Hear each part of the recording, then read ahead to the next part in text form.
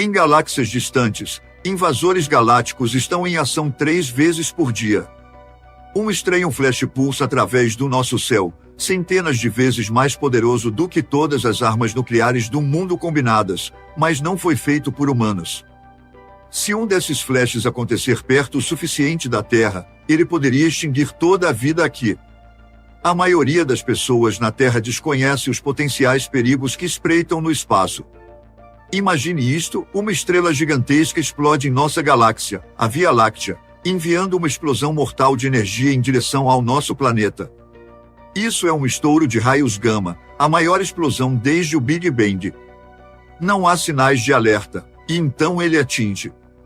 A radiação aquece a alta atmosfera, fazendo com que a camada de ozônio superaqueça. Os seres humanos seriam queimados até a morte pela radiação, recebendo 100 vezes a dose letal.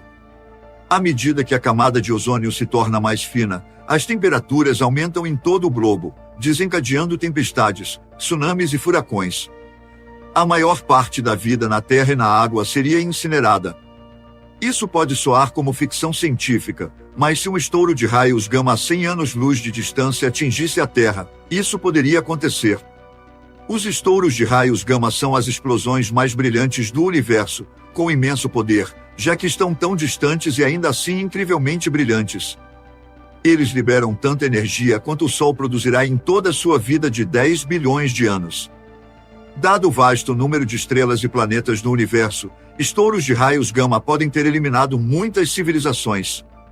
Nos anos 1960, essas misteriosas explosões de radiação foram observadas pela primeira vez. Inicialmente, porque os estouros de raios gama são tão brilhantes, a maioria dos cientistas pensava que eles se originavam dentro da nossa galáxia, a Via Láctea. Havia razões para essa suposição: se estivessem fora da galáxia, sua energia seria quase inimaginável. Naquela época, até mesmo os telescópios mais poderosos não conseguiam determinar sua origem ou distância, pois os estouros duravam apenas alguns segundos antes de desaparecer. No entanto, os cientistas começaram a investigar seu brilho residual. A maioria das explosões espaciais deixam um rastro brilhante que pode durar dias ou semanas. No final da década de 1990, satélites equipados com melhores óticas e monitores de raio-x finalmente capturaram o brilho residual de um estouro de raios gama, revelando que esses estouros vinham de fora da nossa galáxia, a milhões ou até bilhões de anos-luz de distância. Isso significava que seu poder era verdadeiramente astronômico. O brilho de um estouro de raios gama é equivalente ao de 1 milhão de trilhões de sóis. Uma explosão desse tipo poderia obliterar toda a vida na Terra. Mas por que elas acontecem? Acredita-se amplamente que um típico estouro de raios gama é causado pela morte de uma estrela com pelo menos 10 vezes a massa do Sol, embora estrelas assim sejam raras. Quando uma estrela gigantesca morre, ela colapsa e forma um buraco negro. Buracos negros são criados quando uma quantidade massiva de matéria encolhe para um ponto tão denso que nem a luz consegue escapar. No entanto, parte da matéria da estrela resiste a ser sugada para o centro do buraco negro, formando um disco giratório de matéria ao seu redor. Em segundos, jatos de plasma são disparados pelos polos onde o disco gira, liberando raios gama perigosos no espaço. Ao mesmo tempo, a estrela em colapso explode em uma supernova extrema. Os estouros de raios gama são tão brilhantes porque concentram uma quantidade enorme de energia em uma área muito pequena do céu. Apenas 1 em cada 300 estouros de raios gama é direcionado para nós, então vemos apenas uma fração deles.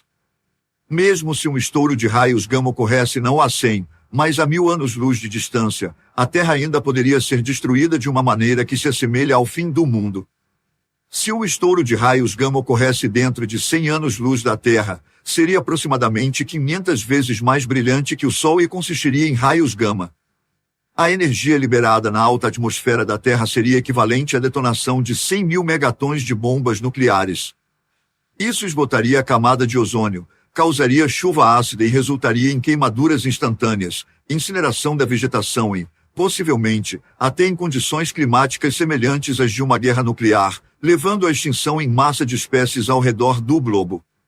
No entanto, do outro lado da Terra, haveria um lugar mais seguro, já que os raios gama não penetram no planeta, então as pessoas desse lado não sofreriam queimaduras instantâneas. No entanto, as consequências da alteração da composição atmosférica e do esgotamento da camada de ozônio eventualmente afetariam esse lado também, e ninguém sabe exatamente o que aconteceria depois. Este cenário de pesadelo tem uma chance de 1 em 1 trilhão de ocorrer uma vez na história da Terra. Se você fosse pego no feixe, seria um dia terrível, pois a radiação é tão poderosa que pode desintegrar suas moléculas. Atualmente, não há como proteger a humanidade dos estouros de raios gama que ocorrem próximos à Terra.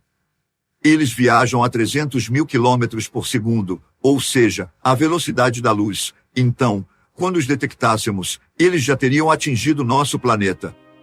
Os estouros de raios gama podem representar um perigo para a Terra ou qualquer ser vivo dentro de seu alcance. Os astrônomos acreditam que os estouros de raios gama podem ter causado algumas das extinções em massa da Terra, incluindo a que ocorreu há 450 milhões de anos, que exterminou as espécies do Ordoviciano e Siluriano. Criaturas perto da superfície do oceano foram atingidas muito mais severamente do que aquelas nas profundezas do oceano, o que é consistente com o que aconteceria durante um poderoso estouro de raios gama. Em uma galáxia do tamanho da Via Láctea, explosões de raios gama acontecem cerca de uma vez a cada algumas centenas de milhares de anos. Segundo os astrônomos, embora possam ser extremamente destrutivas, é preciso estar relativamente perto para ser afetado por uma delas. Uma explosão de raios gama próxima o suficiente para impactar a vida na Terra ocorre aproximadamente uma vez a cada 5 milhões de anos. Desde que a Terra se formou, há 4,6 bilhões de anos, cerca de 1000 eventos desse tipo ocorreram. Então, embora as chances de uma explosão de raios gama próxima não sejam zero, são baixas o suficiente para que você não precise se preocupar com elas, a menos que planeje viver por 5 milhões de anos. A humanidade obviamente sobreviveu a explosões passadas de raios gama sem danos, mas isso ainda mostra quão amplos podem ser seus efeitos. Felizmente, a ameaça à Terra por explosões de raios gama é extremamente baixa. Os astrônomos estudaram todas as explosões potenciais de raios gama mais próximas, e nenhuma delas está perto o suficiente ou orientada de forma que possa atingir a Terra. Então, o que você acha? Em nosso sistema solar, a Terra brilha como uma joia de safira. Nós vivemos nossas vidas diárias sem saber que o perigo pode estar vindo do espaço profundo. As órbitas que a Terra e a maioria dos outros objetos seguem ao redor do Sol geralmente podem ser previstas, e na maioria das vezes, as coisas são tranquilas e pacíficas. Mas às vezes, elas se tornam caóticas e violentas. A Terra pode ser atingida por rochas espaciais, ser atingida por um clima espacial perigoso, sacudida, agitada e ameaçada pela energia e forças de objetos cósmicos. A Terra está em uma jornada selvagem pelo espaço, que muitas vezes é muito perigosa. Quando você está se movendo rapidamente em uma trajetória pré-determinada, espera que nada cruze seu caminho, porque não há nada que você possa fazer. Rusti Schweikart, um ex-astronauta, sabe como o espaço pode ser perigoso. Durante o voo da Apollo 9, em 1969, ele era responsável pelo módulo lunar. Agora, ele está alertando sobre os riscos de um asteroide chamado Apophis, que está se aproximando perigosamente da Terra. Todos prestaram atenção porque a probabilidade de impacto era significativamente maior do que qualquer outro risco que já tínhamos visto antes. Schweikart tem um exemplo assustador da vida real de como até mesmo um asteroide menor que o Apophis pode ser devastador quando atinge. Em 30 de junho de 1908, às 7h15 da manhã, um objeto do tamanho de meio campo de futebol atravessou o espaço a cerca de 54 mil quilômetros por hora, deixando um rastro de fogo atrás dele. Em questão de minutos, a bola de fogo atingiu a atmosfera da Terra e explodiu violentamente perto da floresta de Tunguska, na Sibéria. A explosão foi a maior já registrada na história da Terra, dividindo as ondas e incendiando 8 milhões de árvores em uma área maior que metade do estado de Rhode Island. Como a explosão ocorreu em uma área pouco povoada, ninguém foi morto diretamente. Mas se aquele asteroide tivesse atingido algumas horas depois, teria atingido a Europa, e se tivesse explodido sobre uma das maiores cidades da Europa, 1 milhão de pessoas poderiam ter morrido. Nos últimos 100 anos, a explosão de Tunguska tem sido envolta em controvérsias. Muitos pesquisadores agora acreditam que um asteroide causou a explosão, embora ele nunca tenha realmente atingido o solo, explodindo a 5 milhas acima da paisagem congelada da Sibéria. Quando atingiu a atmosfera inferior a cerca de 80 mil quilômetros por hora, foi como um ovo atingindo o concreto. A explosão liberou energia equivalente a 15 megatons de TNT, tornando-a 1000 vezes mais poderosa que a explosão de Hiroshima. Sobre uma grande cidade, isso seria catastrófico. NELs, ou objetos próximos à Terra, são como os cientistas chamam esses intrusos. Eles são cometas e asteroides, detritos restantes da época em que os planetas se formaram. A nuvem de Oort, parte do cinturão de Kuiper que se estende além de Netuno, é por onde viajam os cometas. Os asteroides seguem um caminho curvo entre Júpiter e Marte, mas sua jornada orbital nem sempre é rotineira. Não precisamos nos preocupar muito com os asteroides porque eles geralmente orbitam em um cinturão relativamente ordenado entre Marte e Júpiter. No entanto, quando um escapa desse cinturão e toda sua massa e energia se dirige em direção à Terra, é quando os astrônomos começam a se preocupar. Não é incomum que detritos cósmicos sejam desalojados de sua órbita e sigam em direção à Terra. A maioria deles evapora na atmosfera densa do nosso planeta, mas um objeto maior pode atravessar e colidir com a superfície. Os asteroides são uma ameaça real e perigosa. Se você olhar para o cosmos em busca das forças que causaram extinções em massa antes, isso acontecerá novamente. Cerca de 65 milhões de anos atrás, um asteroide do tamanho de uma pequena cidade desceu do céu e explodiu na península de Yucatán, perto da cidade de Chicxulub, no México, com a força de 100 milhões de megatons de TNT. Esse impacto lançou bilhões de toneladas da crosta terrestre para o espaço, criando uma manta que bloqueou a luz do Sol, destruiu a cadeia alimentar em sua raiz e levou à extinção de inúmeras espécies, incluindo os dinossauros. Costumamos pensar nos asteroides como catastróficos, mas se não fosse por um asteroide, talvez não estivéssemos aqui hoje. Nossos ancestrais mamíferos estavam apenas tentando evitar se tornarem o aperitivo do T-Rex. Mas quando o T-Rex foi exterminado, isso abriu um nicho ecológico que permitiu que nossos ancestrais mamíferos evoluíssem para algo mais ambicioso, levando ao surgimento dos primatas e, eventualmente, dos humanos. É irônico que o mesmo tipo de evento cósmico que tornou possível a existência dos humanos possa um dia nos exterminar. Em 1998, o Congresso dos Estados Unidos pediu à NASA que encontrasse todos os objetos próximos à Terra com pelo menos 1 quilômetro de diâmetro, e o que eles descobriram foi inquietante: mais de 850 NELs estão em nossa vizinhança. Esses asteroides são nossos vizinhos espaciais mais próximos e perigosos. Rastrear esses objetos próximos à Terra é um pouco como monitorar tempestades. Ao observá-los dia após dia, você obtém uma ideia melhor de sua trajetória, tamanho e quão rápido eles atingiriam a Terra se o fizessem. Usando tecnologia telescópica, o programa Spaciguard Survey da NASA detectou mais de 90% de todos os objetos próximos à Terra que representam perigo. Essas entidades assustadoras poderiam atingir a Terra com mais força do que todas as armas nucleares do mundo combinadas, potencialmente desencadeando uma extinção em massa. Embora não esperemos que um desses objetos colida conosco a cada poucas centenas de milhares ou milhões de anos, se isso acontecesse, poderia exterminar uma parte significativa da população. Esses eventos raros têm impactos massivos quando ocorrem, afetando todo o planeta. Um impacto não apenas devastaria um continente com ondas de choque poderosas, mas os destroços seriam lançados no ar, aquecendo a 1000 graus e incendiando a vegetação em todo o mundo. Mesmo objetos menores poderiam causar desastres, razão pela qual o Congresso dos Estados Unidos pediu à NASA para localizar todos os objetos próximos à Terra com diâmetro de 150 metros, aproximadamente o tamanho do Coliseu de Roma. Um objeto desse tamanho poderia destruir uma cidade ou até mesmo um pequeno estado. Os cientistas estão mais preocupados com os asteroides que ainda não encontraram, do que com os que já foram identificados. No momento, há cerca de 2.000 objetos que não podemos ter certeza de que não atingirão a Terra. No entanto, agora temos a tecnologia para impedir que objetos próximos à Terra colidam com o nosso planeta novamente. Literalmente, podemos começar a alterar o sistema solar local para torná-lo mais seguro para a vida na Terra.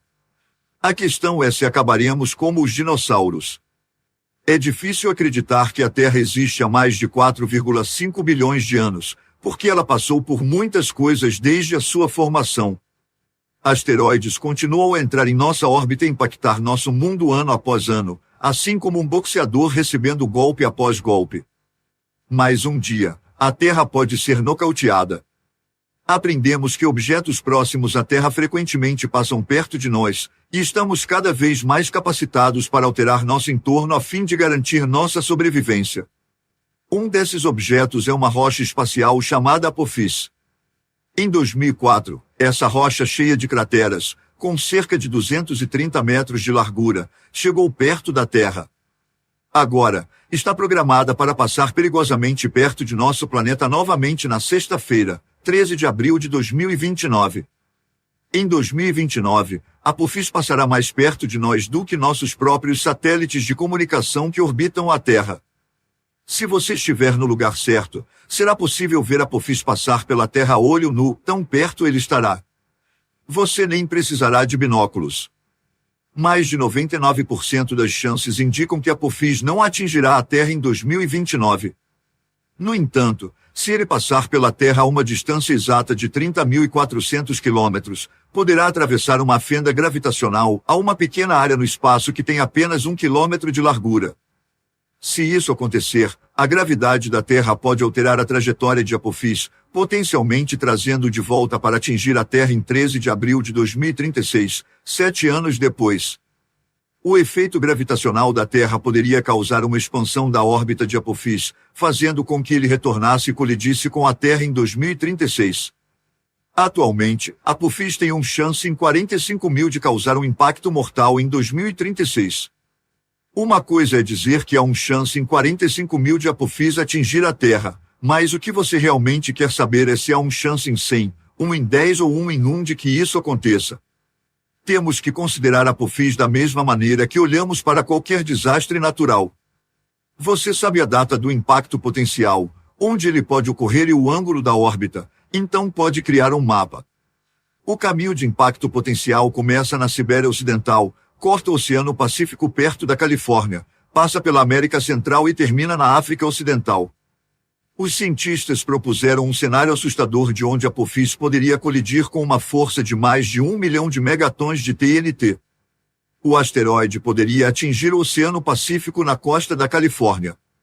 Tal impacto criaria um buraco na água de 8 quilômetros de largura e quase 3.000 metros de profundidade, causando tsunamis com ondas de até 15 metros de altura que atingiriam a costa, resultando em uma perda humana inimaginável. Se uma rocha de 300 metros de diâmetro atingir o oceano, isso é uma preocupação séria. Os cientistas estão trabalhando em maneiras de evitar que tal golpe cósmico aconteça.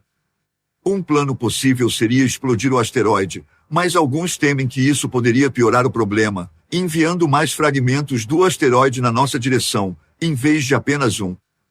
O novo objetivo dos especialistas é alterar a trajetória de asteroides que possam atingir a Terra. Alterando sua velocidade em apenas 1/100º de milha por hora, o asteroide poderia errar a Terra em vez de atingi-la. Se soubermos sobre um asteroide com antecedência suficiente, podemos mudar sua rota. Embora uma sonda espacial já tenha pousado em um asteroide no passado, a ideia mais desafiadora é lançar uma missão tripulada.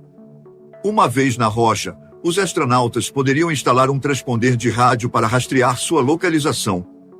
Agora, as Nações Unidas planejam elaborar um tratado para determinar quem será responsável por desviar asteroides perigosos. Se formos tão negligentes a ponto de não fazer nada, mesmo sabendo que isso vai acontecer, será um verdadeiro crime. Qualquer asteroide que atinja a Terra exigirá uma resposta internacional de desastre. Além disso, é necessário treinamento em instituições de gestão de desastres e emergências, bem como para o público, em relação à ameaça dos asteroides. É importante que todos estejam cientes do nível das ameaças e do potencial de eliminá-las. Além disso, astrônomos amadores podem trabalhar em conjunto com cientistas para defender nosso planeta. Eles podem ajudar a identificar asteroides menores e potencialmente destrutivos escondidos no universo. Então, você gostaria de ser um astrônomo amador? Quem sabe, talvez você possa ser um dos guardiões do nosso lar.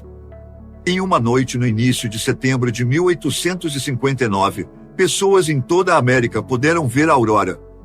Ela era vermelha como sangue, tão brilhante que mineiros nas montanhas rochosas saíram de seus túneis achando que o sol estava nascendo.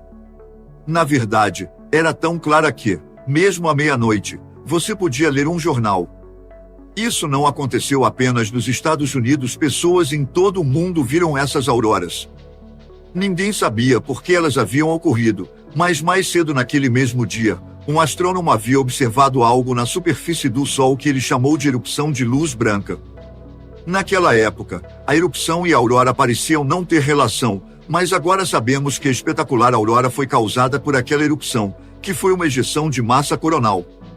Se um evento violento como esse acontecer novamente, ele poderia destruir o nosso mundo tecnológico moderno. O Sol é o objeto mais familiar no céu, fornecendo calor e luz para toda a vida na Terra. Ele é tão massivo que é difícil imaginar, constituindo 99% da massa do Sistema Solar. Essa esfera quase perfeita tem um diâmetro de 1,4 milhão de quilômetros e tem queimado hidrogênio e hélio nos últimos 5 bilhões de anos. Mas, do ponto de vista astronômico, o Sol não é nada especial, ele é uma estrela da sequência principal do tipo G, também conhecida como anã amarela. No entanto, as aparências enganam. As erupções solares e explosões de partículas de plasma e radiação de sua superfície viajam para longe no espaço, um processo que chamamos de vento solar. As tempestades solares, por outro lado, são erupções muito mais violentas, e a ejeção de massa coronal é a mais perigosa, pois tem o potencial de paralisar nossa sociedade de alta tecnologia.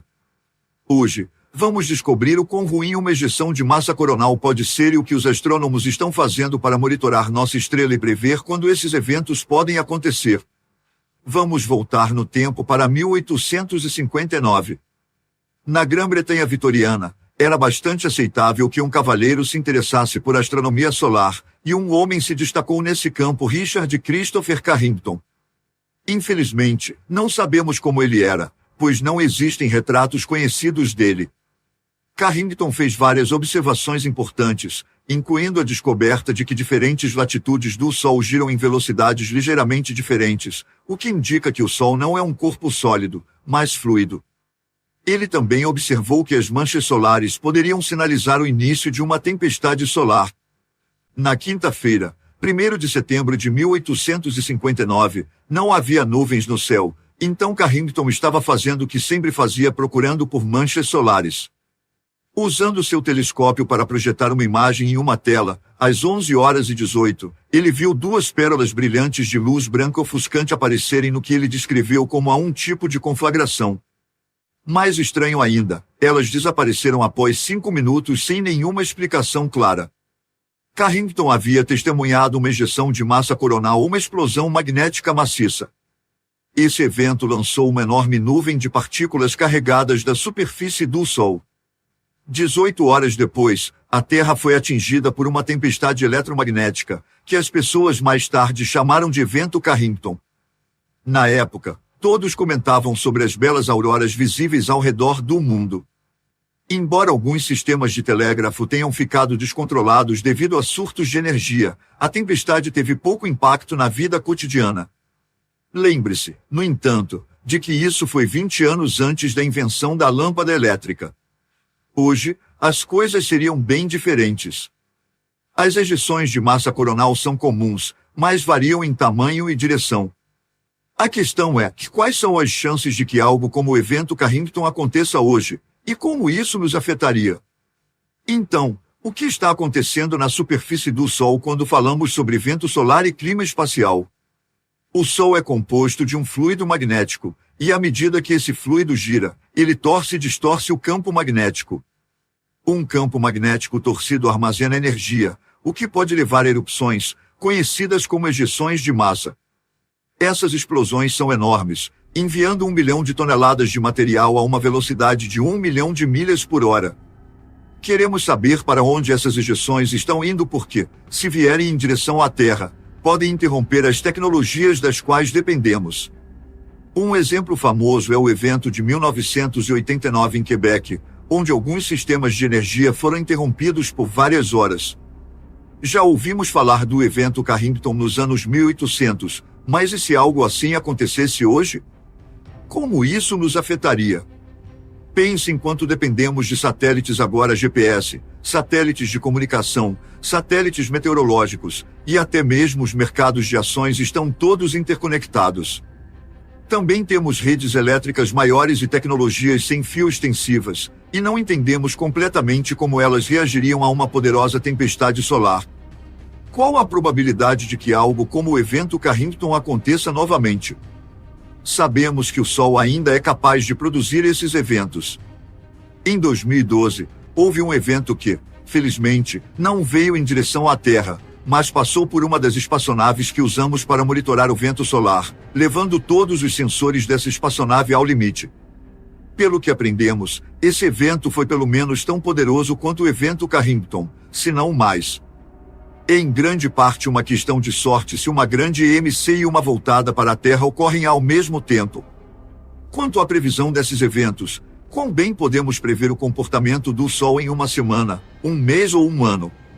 Uma vez que uma EMC é detectada, podemos começar a fazer previsões sobre seu tamanho, velocidade e, o mais importante, sua trajetória. Tudo isso parece assustador, e o clima espacial é de fato uma preocupação significativa. O governo do Reino Unido até o lista no Registro Nacional de Riscos, classificando-o como tão severo quanto uma pandemia de gripe. Os projetistas de espaçonaves estão trabalhando para entender as condições mais extremas no espaço para que possam construir equipamentos que resistam a elas até certo ponto. Tanto a NASA quanto a Agência Espacial Europeia estão se preparando para enviar satélites mais próximos ao Sol do que nunca. O Centro de Operações de Clima Espacial do Met Office do Reino Unido, inaugurado em 2014, é um dos apenas 3 lugares no mundo capazes de prever os efeitos do Sol na Terra 24 horas por dia. Até agora, o Sol tem mostrado muito poucas manchas solares, e o lado voltado para a Terra não deve produzir nenhuma EMC significativa no futuro próximo. Por enquanto, as coisas parecem calmas, e espaçonaves, satélites e suprimentos de energia devem estar seguros por enquanto. No entanto, o futuro próximo nas previsões de clima espacial é de apenas alguns dias, na melhor das hipóteses. Ainda não sabemos muito sobre as EMCs para onde estão indo, quão grandes são ou quando poderão ocorrer no futuro. 2 novas sondas solares estão sendo enviadas mais perto do Sol do que qualquer espaçonave já foi.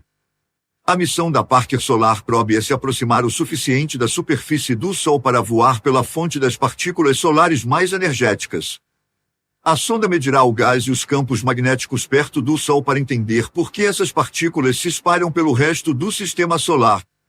Enquanto isso, a missão Solar Orbiter da ESA tem como objetivo descobrir como as manchas solares, as erupções e as ejeções de massa coronal na superfície do Sol se relacionam com o vento solar. O sucesso do Solar Orbiter será crucial para nosso entendimento de como o Sol funciona. Acreditamos que o campo magnético do Sol seja criado de forma semelhante ao da Terra, mas ele é muito mais dinâmico e está em constante mudança. Existe um ciclo de manchas solares de 11 anos, durante o qual os campos magnéticos do Sol se movem em direção aos polos, e a polaridade se inverte. Além disso, o campo magnético se estende pelo sistema solar e flui sobre todos os planetas. O Solar Orbiter medirá esses campos magnéticos pela primeira vez e também nos dará a oportunidade de observar esses campos à medida que se movem em direção aos polos do Sol. Para alcançar isso, o Solar Orbiter capturará imagens da atmosfera do Sol e medirá a quantidade, velocidade e temperatura das partículas que se movem pelo espaço entre o Sol e a Terra. No entanto, o magnetômetro, projetado para medir os pequenos campos magnéticos no espaço transportados pelo vento solar, pode ser um dos instrumentos mais importantes e sensíveis. O Sol está sempre presente em nossas vidas, ele nos fornece luz, calor e até mesmo a própria vida. Para Richard Carrington, a primeira pessoa a registrar uma erupção solar, foi apenas um evento estranho. Mas agora sabemos que esses eventos podem causar danos significativos ao nosso mundo. Com novos satélites e mais observações, Talvez possamos aprender mais sobre esses eventos e prever quando ocorrerá a próxima ejeção de massa coronal. No início, nada existia. Após isso, o cosmos começou a tomar forma há cerca de 13,7 bilhões de anos. Como isso aconteceu ou se houve um tempo antes do tempo ainda é um mistério. No entanto, os físicos juntaram um cronograma aproximado dos eventos significativos na existência do cosmos, usando dados de telescópios e modelos de física de partículas. Desde o seu início até sua inevitável extinção, examinamos aqui os pontos-chave da evolução do nosso universo. O Big Bang. O Big Bang é um momento no tempo, não um local no espaço, a partir do qual tudo se desenrolou. Para ser mais preciso, é o primeiro segundo do tempo, o ponto na história a partir do qual todos os outros segundos foram medidos. Apesar do nome comum, o Big Bang não foi uma explosão, mas sim um momento em que o universo era incrivelmente quente e denso, antes de o espaço começar a se expandir em todas as direções ao mesmo tempo. O cenário do Big Bang sugere que o universo era um ponto infinitesimalmente pequeno de densidade infinita. No entanto, isso é apenas uma maneira conveniente de expressar que não sabemos com certeza o que aconteceu naquele momento. Agora entendemos que o cosmos se desintegra no Big Bang porque infinitos matemáticos não fazem sentido nas equações da física. Era da inflação cósmica. O próximo evento cósmico foi a rápida expansão do universo em tamanho. O universo pode ter se expandido exponencialmente após o Big Bang, separando partes do espaço que antes colidiam. Esse período, conhecido como inflação, ainda é amplamente teórico, mas ganhou força entre os cosmologistas como uma possível explicação para a notável semelhança entre partes distantes do espaço. Tentativas de detectar essa expansão na luz do início do cosmos foram relatadas em 2014, mas investigações posteriores revelaram que o verdadeiro culpado era nada mais do que poeira interplanetária causando interferência. Plasma de quarks e gluons, e a temperatura do início do cosmos variava entre 7 trilhões e 10 trilhões de graus Fahrenheit. Apenas alguns milissegundos após o Big Bang, quarks, partículas elementares normalmente contidas dentro de prótons e nêutrons, estavam livres para se mover nessas temperaturas. Esses quarks se combinaram com gluons, os portadores da força básica conhecida como força forte, em um estado primordial que permeava todo o universo. Cientistas replicaram essas condições em aceleradores de partículas na Terra, tanto em colisores de átomos terrestres quanto no início do cosmos. No entanto, essa condição durou apenas por algumas frações de segundo. A época inicial, o período de tempo que começou poucos milésimos de segundo após o Big Bang, foi marcado por intensa atividade. À medida que o universo se expandia, ele esfriava, criando um ambiente propício para a fusão de quarks em prótons e nêutrons. O fundo de neutrinos cósmicos, que ainda não foi detectado pelos cientistas, foi criado um segundo após o Big Bang, quando a densidade do cosmos diminuiu o suficiente para que os neutrinos viajassem pelo espaço sem interagir com nada. Os primeiros átomos prótons e nêutrons se fundiram durante os primeiros 3 minutos da existência do universo, criando o isótopo de hidrogênio conhecido como deutério, junto com hélio e uma pequena quantidade do próximo elemento mais leve, o lítio. Esse processo parou à medida que a temperatura caía. Quando a temperatura se estabilizou 380 mil anos após o Big Bang, átomos de hidrogênio e hélio puderam se combinar com elétrons livres para formar os primeiros átomos neutros. O fundo cósmico de micro-ondas, um remanescente dessa era identificado pela primeira vez em 1965, foi criado quando fótons que anteriormente colidiam com elétrons puderam viajar sem serem interrompidos. As eras das trevas, houve um longo período de tempo em que nada no cosmos emitia qualquer luz. As eras escuras cósmicas referem-se a esse intervalo de cerca de 100 milhões de anos. Como praticamente tudo que os astrônomos sabem sobre o cosmos pode ser deduzido estudando a luz estelar, essa era continua sendo excepcionalmente desafiadora para estudar. É difícil juntar o que aconteceu quando não há estrelas para nos guiar. As primeiras estrelas se formaram quando hidrogênio e hélio começaram a se comprimir em esferas massivas cerca de 180 milhões de anos após o Big Bang, criando temperaturas extremas em seus núcleos. Os intensos fótons dessas primeiras estrelas e galáxias quebraram átomos de hidrogênio neutro no espaço interestelar em prótons e elétrons, levando o cosmos a um período conhecido como aurora cósmica ou reionização. É difícil definir um período de tempo preciso para a realização porque isso aconteceu logo após o Big Bang, e seus sinais foram obscurecidos por gás e poeira subsequentes. Os cientistas só podem determinar que provavelmente foi concluído cerca de 500 milhões de anos após o Big Bang. Estruturas em larga escala e buracos negros supermassivos se desenvolveram quase 1 bilhão de anos após o Big Bang, nos núcleos de galáxias em fusão. Quasares intensos, visíveis a 12 bilhões de anos-luz de distância, começaram a emitir raios de luz brilhantes. Durante os anos intermediários do universo, o cosmos passou por mais evolução. Regiões mais densas no início do universo atraíram mais material devido à gravidade, levando à formação de uma bela teia cósmica filamentar que se expandiu em aglomerados de galáxias e longos fios de gás e poeira. Há cerca de 4,5 bilhões de anos, em uma galáxia, uma estrela amarela se formou a partir de uma nuvem de gás, cercada por anéis.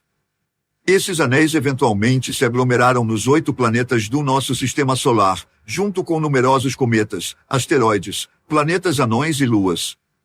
O terceiro planeta a partir do Sol, a Terra, reteve muita água durante esse processo ou a recebeu posteriormente de cometas.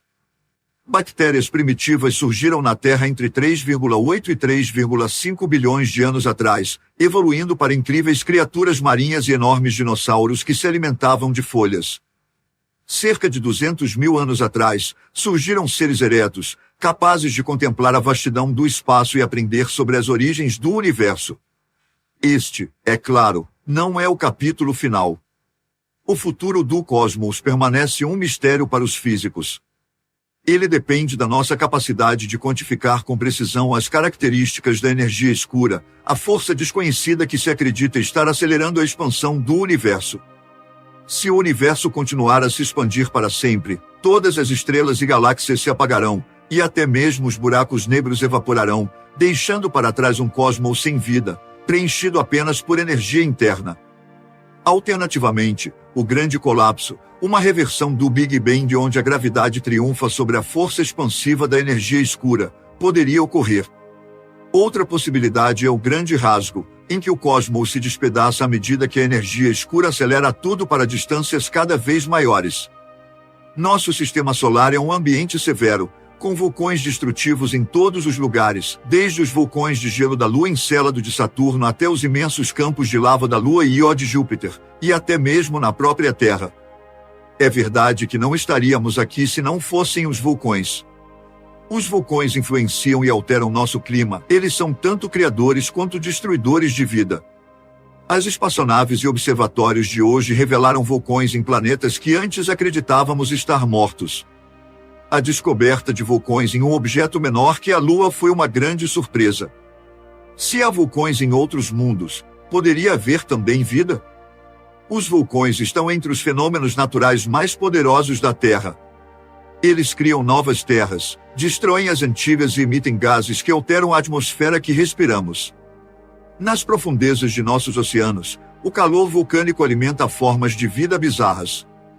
Os vulcões ajudam a sustentar a vida na Terra, e agora procuramos sinais de vida em outros planetas. Sabemos que a vida precisa de água e de energia, e é aí que entram os vulcões, gerando enormes quantidades de energia. Se encontrarmos vulcões em outros planetas, podemos descobrir vida.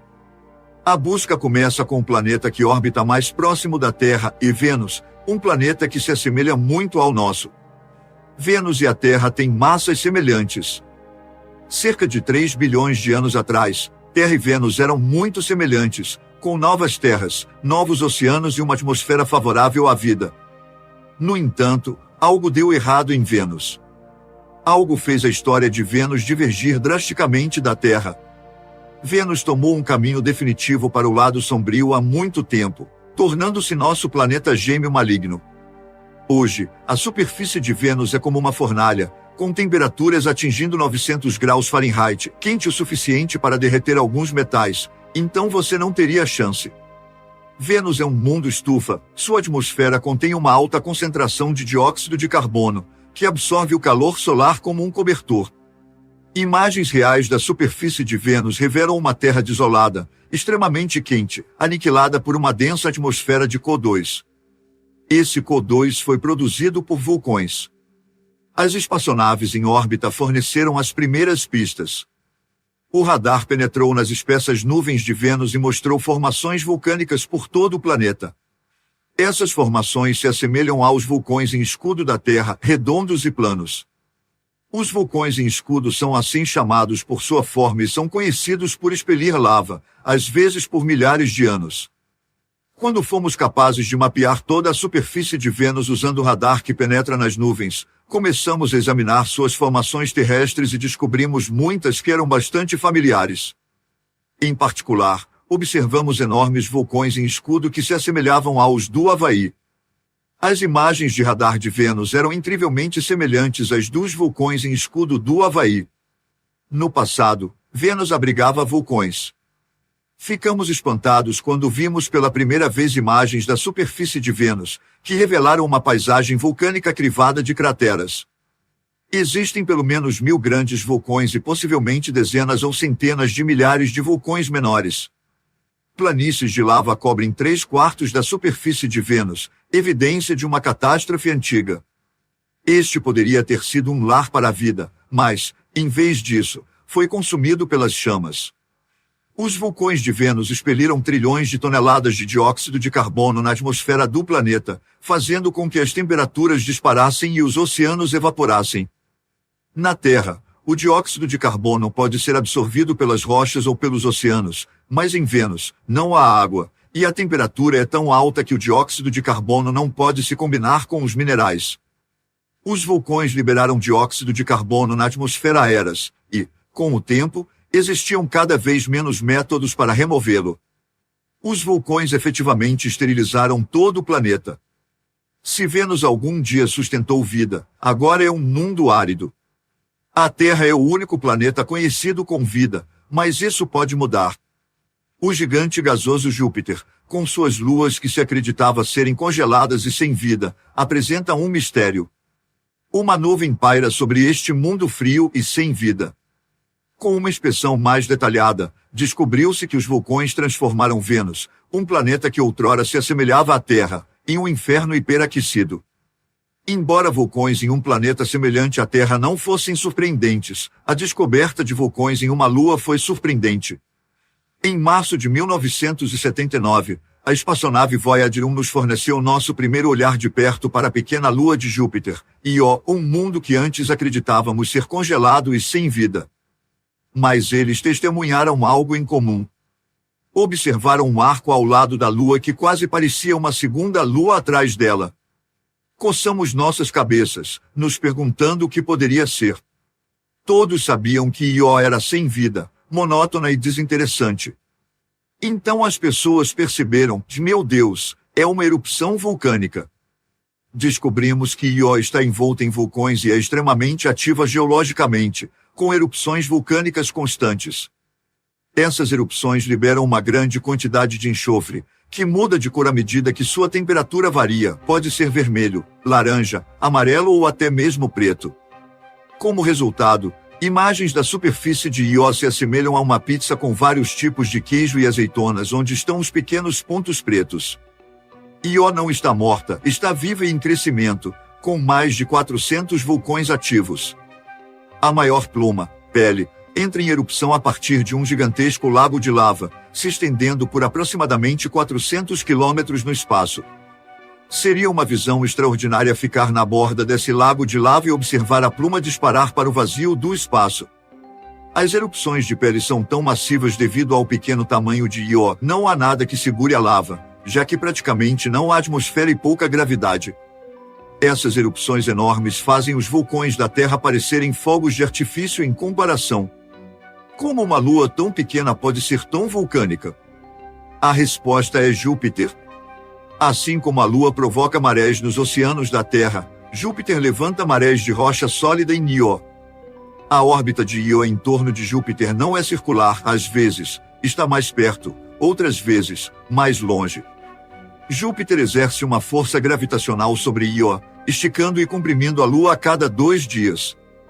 O solo sobe e desce quase 90 metros, gerando calor extremo e enorme pressão. Onde quer que haja pontos fracos na crosta, a lava entra em erupção. O vulcanismo em Io, portanto, ocorre em todo o planeta, ao contrário da Terra, onde certas partes são ativas ao redor de placas tectônicas ou áreas fracas. Io, no entanto, é uma lua inteira que age como um único ponto quente ativo massivo. É o corpo mais vulcanicamente ativo do Sistema Solar, graças ao imenso poder da gravidade de Júpiter.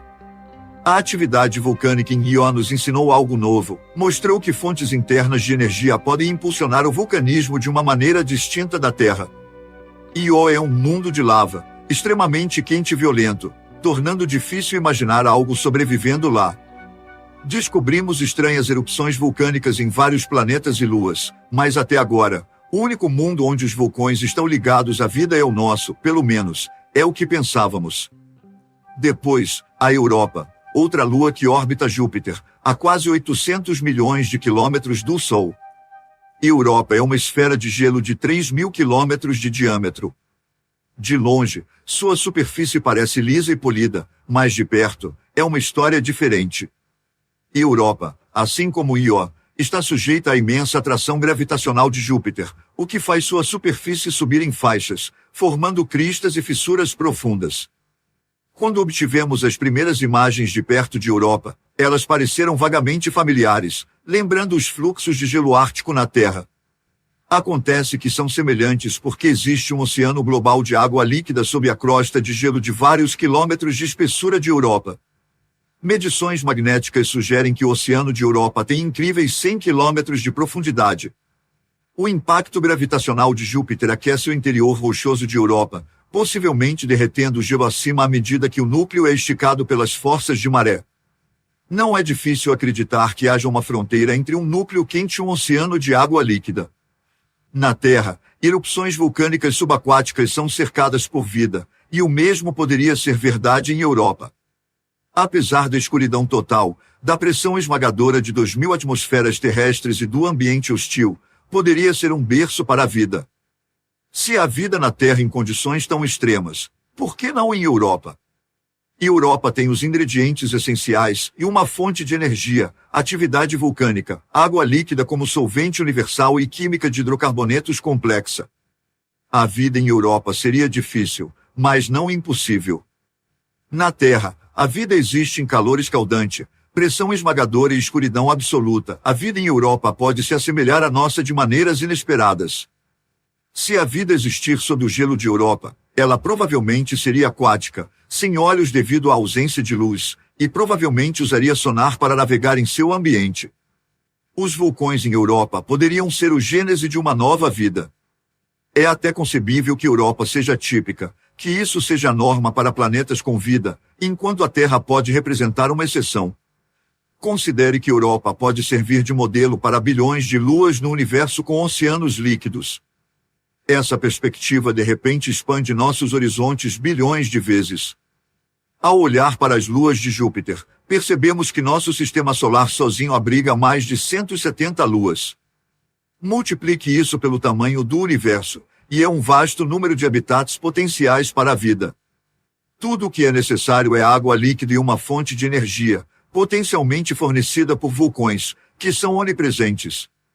Veja Saturno, por exemplo, que está 2 vezes mais longe do Sol que Júpiter, mas também tem luas vulcânicas. Semelhante à Europa, essas luas poderiam potencialmente sustentar vida. Saturno é um dos planetas mais estranhos do nosso sistema solar, com um sistema de anéis de 1 milhão de quilômetros de largura e impressionantes 62 luas, uma das quais guarda um segredo, de Encélado. Encélado é uma das menores e mais distantes luas de Saturno. Há muito se sabe que é coberto de gelo devido à sua superfície extremamente brilhante e refletiva. No entanto, quando a espaçonave Cassini visitou Saturno, ela fez uma descoberta notável, não em Saturno em si, mas em Encélado.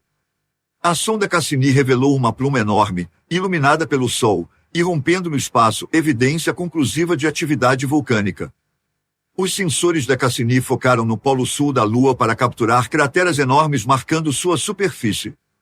No polo sul de Encélado, há fissuras extraordinariamente grandes que se abrem e fecham à medida que a Lua orbita Saturno, influenciada pelas forças de maré. Essas fissuras são enormes, estendendo-se por centenas de quilômetros, e quando começam a se abrir, você veria uma grande fenda se abrindo a aproximadamente 160 km por hora ao longo de seu comprimento, uma visão incrivelmente espetacular. Forças gravitacionais gigantescas fazem a superfície se abrir e contrair com velocidade incrível. Isso ajuda a produzir o calor necessário para derreter o gelo e formar oceanos sob a superfície. As condições da água sob a superfície de Encélado são ideais para a vida. Está na temperatura perfeita e seria benéfica para sustentar a vida. A água líquida seria como a água do mar aqui na Terra, e a química da água que observamos irrompendo dessas fissuras sugere que ela contém sal e matéria orgânica também. Portanto, identificamos um local no Sistema Solar onde há uma forte possibilidade de vida neste exato momento. Nas partículas de gelo, a sonda Cassini detectou moléculas complexas de carbono em conjunto com água líquida, sugerindo que a vida poderia potencialmente existir nas profundezas dessa misteriosa lua. Encélado pode não estar sozinho nesse aspecto. Outra lua de Saturno, Titã, também pode abrigar vida. Titã é uma das maiores luas do nosso Sistema Solar e a única lua com uma atmosfera densa. É um mundo congelado, com gelo tão duro quanto rocha e lagos de metano líquido. No entanto, também podemos descobrir evidências de vulcões e a intrigante possibilidade de vida extraterrestre nesta lua. Os vulcões são uma das forças mais destrutivas do universo, como evidenciado pelas erupções furiosas de Ío e pelas explosões de gelo e nitrogênio de Tritão. Contudo, até mesmo na enigmática lua Titã de Saturno, a destruição pode levar à possibilidade de vida. Titã tem um diâmetro de 4.800 km, tornando-se maior que Mercúrio, e possui a atmosfera mais espessa de qualquer lua no nosso Sistema Solar. Há clima, incluindo ciclones, ventos, chuvas e até lagos, mas a temperatura é tão baixa que o metano líquido substitui a água e está carregado de compostos essenciais para a vida. Titã tem se mostrado um dos locais mais fascinantes do Sistema Solar. É um mundo ativo e a única lua com uma atmosfera densa, que é muito semelhante à da Terra devido à presença de nitrogênio e moléculas orgânicas. No alto da atmosfera de Titã, o gás metano reage com a luz solar para produzir compostos essenciais à vida. Mas se a luz solar constantemente converte metano em compostos orgânicos, por que o metano não acaba? O metano é abundante na atmosfera, mas sabemos que ele é rapidamente eliminado pela luz solar, então ele não deveria estar lá. Deve haver uma fonte de metano. Algo em Titã emite metano em um fluxo contínuo. A sonda Cassini avistou o que parece ser uma cratera, e câmeras de infravermelho revelam que a cratera é cercada por vários tipos de materiais. Os cientistas acreditam que as áreas verdes podem ser vulcânicas, possivelmente planícies de lava expelidas do interior de Titã. Em Titã, o líquido fervente expelido pelos vulcões poderia ser amônia ou água. Metano e etano são emitidos pelos vulcões de Titã, e isso provavelmente é a causa da densa cobertura de nuvens e da atmosfera laranja do planeta. Essa atmosfera provavelmente se originou da liberação de gases dos vulcões de Titã. Mesmo em um globo tão rígido quanto Titã, os vulcões precisam de calor.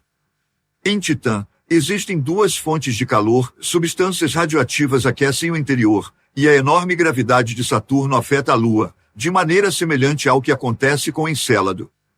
Essas duas forças produzem calor suficiente para transformar gelo em água e metano líquido em gás. Será que os vulcões em Titã dariam à vida uma chance de sobreviver lá? As reações químicas necessárias para a vida como a conhecemos exigem uma atmosfera, uma superfície sólida, água líquida e calor. Os vulcões poderiam fornecer todos esses elementos em Titã. Se existir vida em Titã, ela seria verdadeiramente alienígena. Poderia respirar hidrogênio em vez de oxigênio e possivelmente nadar por reservatórios de metano a 300 graus abaixo de zero. Poderiam existir oceanos de etano, possivelmente poças de maré, bem como atividade vulcânica e hidrotermal. Talvez o calor vulcânico pudesse produzir energia suficiente para sustentar a vida em Titã. Isso é especulação, mas não pode ser descartado. No entanto, talvez não precisemos viajar tão longe para descobrir sinais de vida. Podemos encontrar em Marte, um mundo vulcanicamente ativo muito mais próximo de casa. Os vulcões são onipresentes por todo o Sistema Solar. Planetas como Io, Titã e Tritão são complexos, voláteis e violentos. Antes, acreditávamos que a Terra era o único planeta com vulcões e vida. Agora, encontramos vulcões por toda parte, mas a vida alienígena ainda não foi descoberta. Os vulcões exemplificam a força absoluta da criação e da destruição, eles andam de mãos dadas. É literalmente verdade que, se não houvesse vulcões aqui, nós também não estaríamos aqui. Os caldeirões vulcânicos são o berço da vida. Os vulcões criam novas paisagens, semeiam a atmosfera com produtos químicos complexos e substituem o antigo pelo novo. Se os vulcões estão ligados aos processos de vida, onde está a vida em outros planetas? Talvez a origem da resposta esteja em tempos antigos, quando o sistema solar ainda era jovem, em um planeta semelhante ao nosso. Esse é o planeta Marte. Há 3 bilhões de anos, os vulcões estavam ativos, e o maior vulcão do sistema solar ainda se mantém de pé. As falésias que levam até ele têm mais de 9 quilômetros de altura, até o Monte Everest seria ofuscado à sua sombra. Este é o formidável Monte Olimpo. Ele cobre uma área do tamanho do estado do Arizona, e sua cratera sozinha tem 85 quilômetros de largura. Uma estrutura dessa magnitude leva milhões de anos para ser construída, um período de tempo que os vulcões na Terra nunca têm. A crosta terrestre está em constante movimento. Nas profundezas da Terra, um ponto quente solitário força o magma à superfície, criando uma nova ilha vulcânica.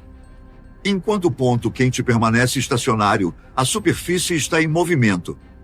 A nova ilha se afasta do ponto quente e é substituída por outra ilha vulcânica. Marte é diferente, a crosta está bloqueada em Marte. Simplesmente não há atividade tectônica, a crosta é uma grande placa sólida. Assim, se houver um ponto quente, ele simplesmente permanece ali, crescendo e crescendo, resultando em um vulcão cada vez maior. É por isso que o Monte Olimpo é tão gigantesco. Hoje, o Monte Olimpo é um remanescente congelado de uma era distante mais quente. O Monte Olimpo, um vulcão extinto em um planeta em declínio, agora é uma relíquia colossal. Devido à atmosfera rarefeita de Marte, o antigo terreno vulcânico de Marte pode, um dia, sustentar vida. A evidência está facilmente disponível na Terra. Vulcões no Havaí formaram túneis enigmáticos conhecidos como tubos de lava, criados quando rios de rocha derretida correm em direção ao oceano.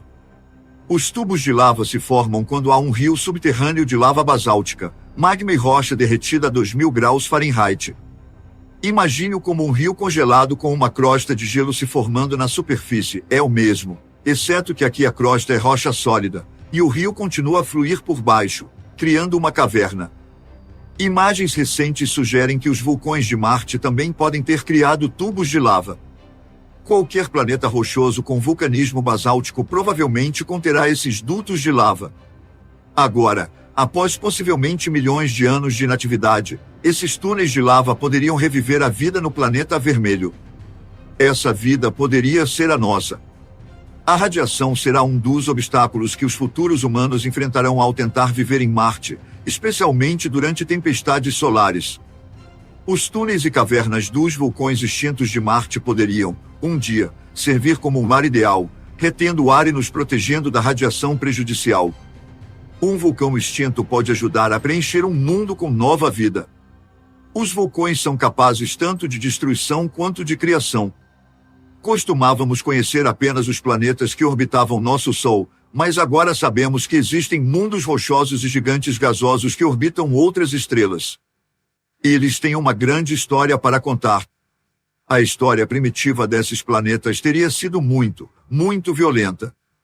Os planetas são formados da mesma maneira em qualquer lugar, eles vêm da poeira e de outros materiais restantes após o nascimento das estrelas. Então, se eles são feitos da mesma maneira, o que os torna tão diferentes? Acontece que o universo está cheio de galáxias, nuvens de gás, estrelas e planetas. Há 8 mundos no nosso sistema solar, mas agora sabemos que eles são apenas uma pequena parte da imensa família de planetas no céu. É um momento muito importante na história da ciência ter certeza de que existem outros sistemas planetários por aí.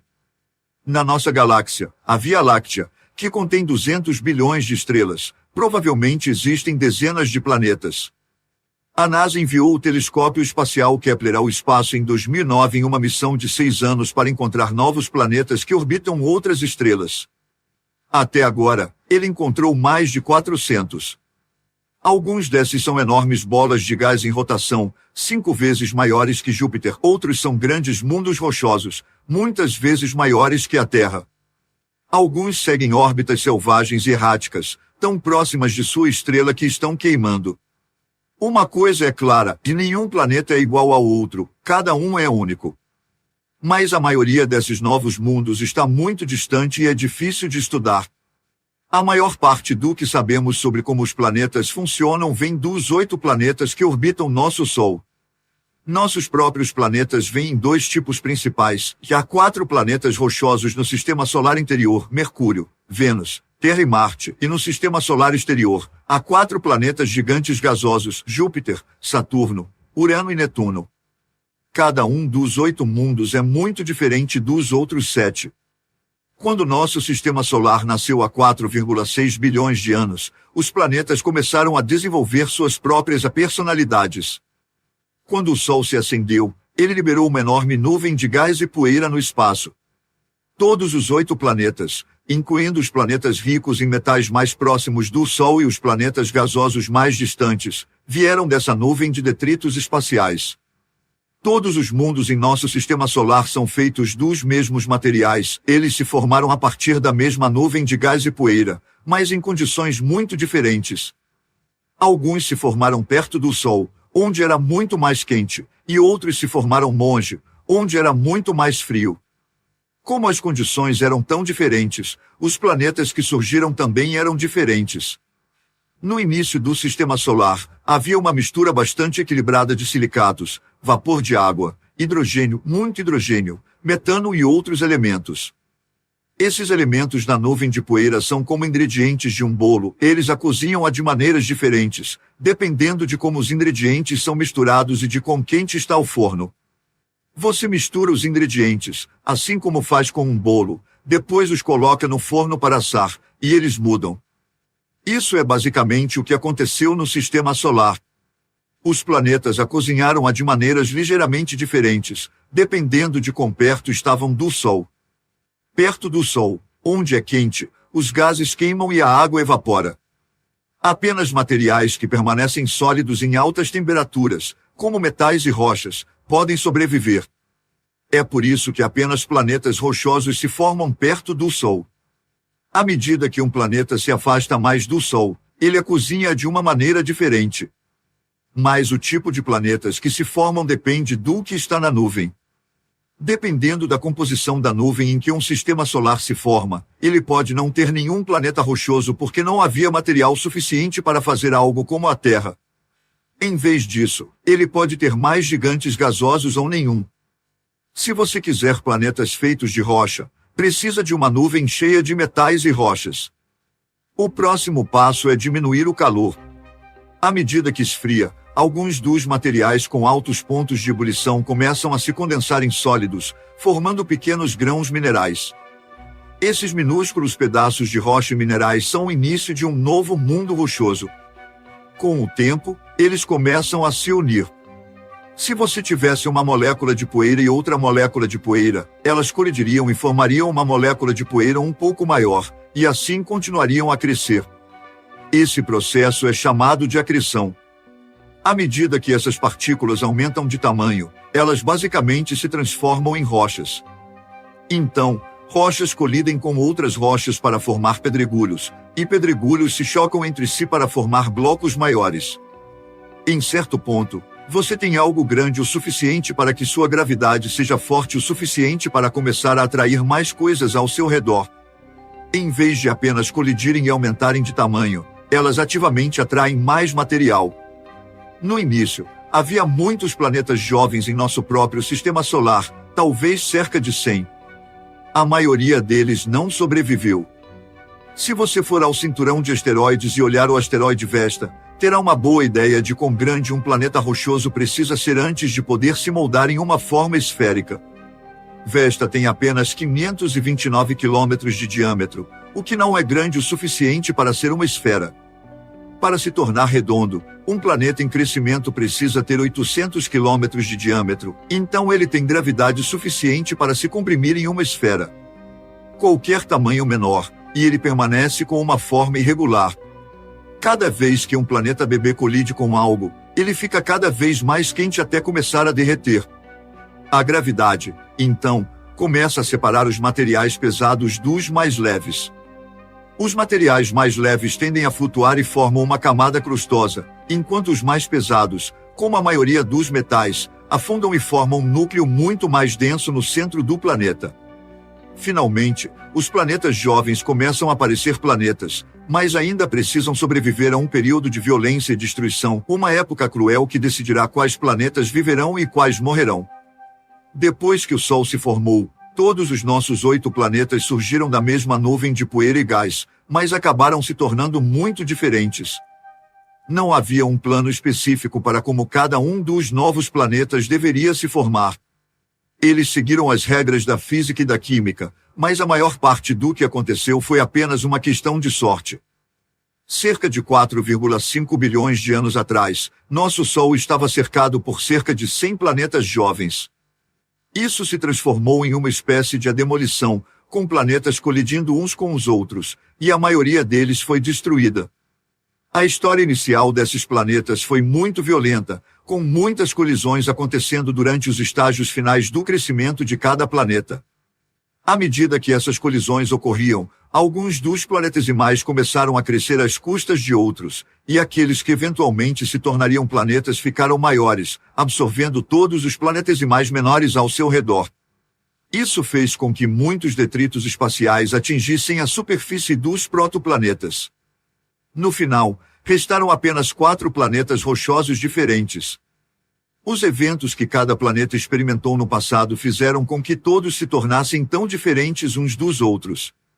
Marte é uma terra desolada e congelada, a Terra tem água líquida, Vênus é um lugar cheio de vulcões, e Mercúrio é pequeno, árido e extremamente quente.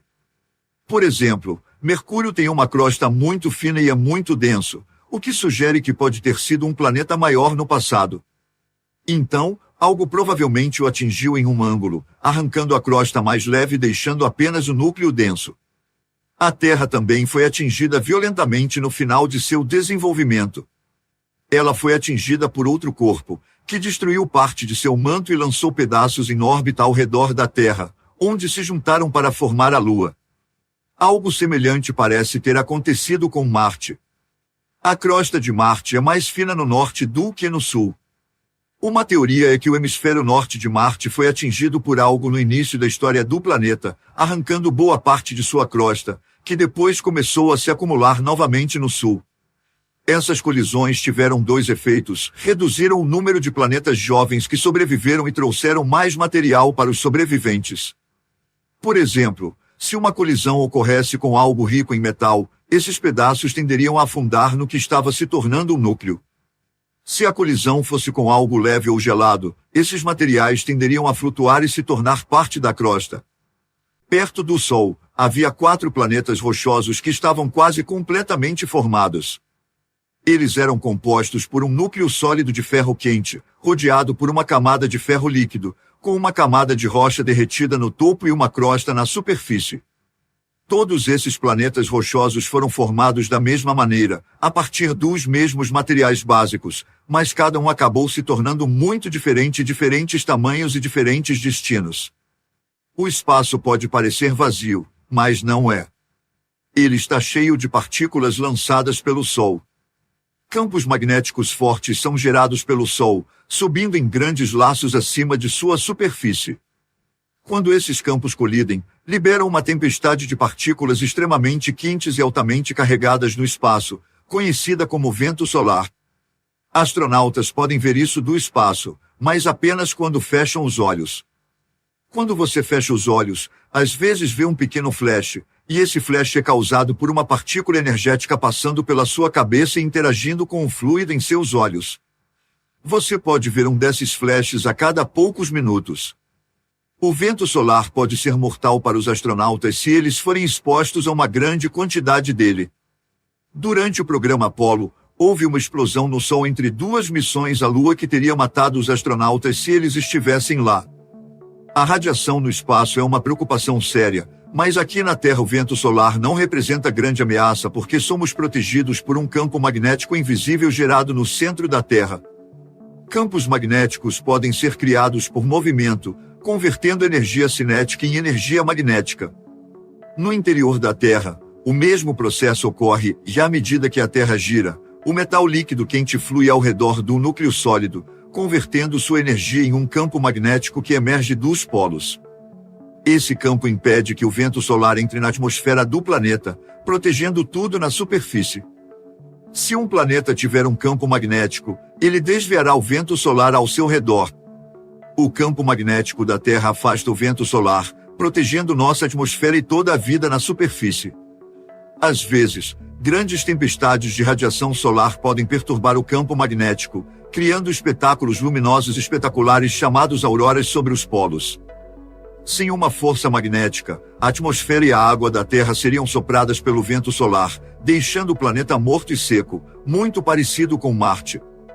Marte foi formado da mesma maneira que a Terra, mas hoje é frio, seco e quase inativo. Então, por que os dois planetas mudaram tanto? Em 2004, a NASA enviou 2 robôs para Marte, os rovers Spirit e Opportunity, para investigar o planeta.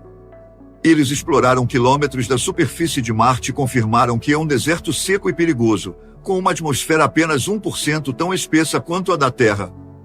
No entanto, eles encontraram evidências de que a água já existiu lá. Marte nem sempre foi um lugar seco e estéril. Há fortes evidências de que a água uma vez subiu de abaixo da superfície, fluiu por ela e depois evaporou. Em alguns lugares, ondulações formadas pela água corrente ainda podem ser vistas na areia. Assim, não apenas havia água abaixo do solo, mas também ela fluía pela superfície. Se Marte uma vez teve água, provavelmente também tinha uma atmosfera mais espessa. Então, o que aconteceu? Sabemos que já existiram vulcões em Marte, indicando que o planeta teve um interior quente em algum momento. Como Marte foi formado a partir de materiais semelhantes aos da Terra, ele teria um núcleo de ferro quente cercado por metal líquido.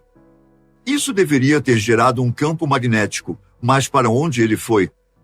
No início da história de Marte, o planeta provavelmente tinha um campo magnético forte, possivelmente gerado da mesma maneira que o da Terra. No entanto, Marte é menor que a Terra, o que significa que ele perde calor mais rapidamente. Como resultado, seu núcleo líquido pode ter se solidificado ao longo do tempo. Quando o núcleo congela completamente, a convecção para, o fluxo de metal líquido cessa, e o campo magnético desaparece. Quando o escudo magnético parou de funcionar, o vento solar soprou a atmosfera embora, e a água evaporou. Marte se tornou um planeta frio e vazio. Os planetas rochosos, Marte, Terra, Vênus e Mercúrio, se formaram todos a menos de 150 milhões de milhas do Sol. Mas, 4 vezes mais longe, o Sol criou um tipo muito diferente de planeta. Esses gigantes são enormes, feitos principalmente de gás, e não têm superfícies sólidas. Até agora, os astrônomos descobriram mais de 400 novos planetas em sistemas solares distantes, e quase todos são massivos e compostos de gás. Nosso sistema solar tem 4 desses chamados gigantes gasosos: Júpiter, Saturno, Urano e Netuno, todos com atmosferas espessas e densas que contêm hidrogênio, hélio e metano. Por que esses planetas exteriores são feitos de gás, enquanto os interiores são rochosos? Aqui é muito mais frio, a 500 milhões de milhas do Sol. No início do sistema solar, havia um pouco de poeira, mas principalmente gás e água congelada em grãos de gelo. Estava frio o suficiente para formar neve sólida onde os planetas gigantes começaram a se formar. Acreditamos que flocos de neve de gelo foram capazes de se unir e formar os núcleos desses planetas gigantes. Isso pode explicar por que os planetas gigantes cresceram tanto. Havia muito gelo e gás disponíveis. Seus núcleos cresceram até cerca de 10 vezes o tamanho da Terra, gerando muita gravidade. Essa gravidade era forte o suficiente para atrair todo o gás ao redor, criando atmosferas espessas e densas que se estendem por dezenas de milhares de milhas. Quanto mais gravidade geravam, maiores eles se tornavam, atraindo mais e mais poeira e detritos, que formaram suas luas. Júpiter e Saturno, por exemplo, têm mais de 60 luas. Os planetas gasosos têm outra característica única e anéis. Saturno se destaca por seus belos anéis, mas Júpiter, Urano e Netuno também têm anéis, embora sejam tênues e difíceis de detectar. Todos os 4 gigantes gasosos têm anéis, mas os de Saturno são os mais proeminentes. De longe, os anéis de Saturno parecem ser um único disco plano, mas, na realidade, consistem em milhares de anéis menores, cada um com apenas alguns quilômetros de largura. Quando a sonda Cassini passou por lá, descobriu que bilhões de pedaços de gelo e detritos espaciais estavam se movendo dentro dos anéis a velocidades de até 80 mil quilômetros por hora. Esses pedaços de gelo e rocha colidem constantemente entre si, alguns formam pequenas luas, enquanto outros se despedaçam. No entanto, eles nunca crescem muito porque a imensa gravidade de Saturno os puxa e os destrói. Os cientistas estão apenas começando a entender como esses anéis se formaram. A teoria predominante é que um cometa colidiu com uma das luas de Saturno, derrubando-a de sua órbita e aproximando-a do planeta. A gravidade de Saturno então despedaçou a Lua, e os detritos resultantes ficaram presos nos anéis que agora cercam o planeta. Mas os verdadeiros mistérios dos gigantes gasosos estão nas profundezas deles, dezenas de milhares de quilômetros abaixo das nuvens. É aqui que as coisas ficam verdadeiramente extremas, desafiando as leis naturais. A maioria dos novos planetas que encontramos orbitando estrelas distantes são enormes planetas gasosos, tão grandes que Júpiter parece pequeno em comparação. No entanto, ninguém sabe o que acontece dentro desses gigantes gasosos, seja em nosso sistema solar ou em sistemas distantes. Sabemos que a espessa atmosfera de Júpiter se estende por cerca de 64 mil quilômetros para baixo, com faixas de gás se movendo a altas velocidades, criando tempestades violentas em sua superfície. No entanto, o que acontece nas profundezas permanece um mistério. Para descobrir mais, a NASA enviou a espaçonave Galileu em uma jornada de 14 anos até Júpiter. Em 7 de dezembro de 1995, a Galileu lançou uma sonda na atmosfera de Júpiter a uma velocidade de 257 mil quilômetros por hora. À medida que ela descia pelo ar denso, um paraquedas a desacelerou.